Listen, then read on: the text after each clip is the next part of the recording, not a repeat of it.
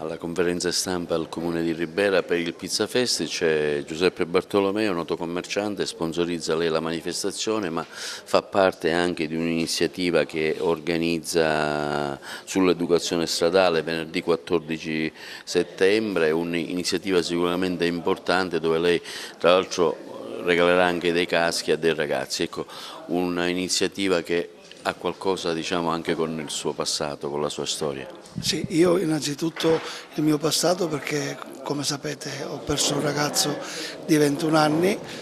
per un problema di educazione stradale e vorrei che questo non accadesse più ad altre persone e sto cercando di metterci del mio, sto cercando, a parte la mia azienda, la Bartolomeo Arreda 2.0 di Raffadali, sponsorizzeremo la manifestazione, doneremo dei caschi omologati e integrali per i ragazzi, ma principalmente faremo dell'educazione stradale in collaborazione, a parte con il sindaco e con le forze dell'ordine, ma principalmente assieme anche all'associazione Vittime della Strada per coinvolgere tutti ad avere una sensibilità particolare quando si sta alla guida sia di un motociclo che di un'automobile. Un'iniziativa sicuramente lodevole che lanciamo anche verso altri che la vogliono fare. Il mondo della sicurezza stradale oggi è importante, vediamo che ogni giorno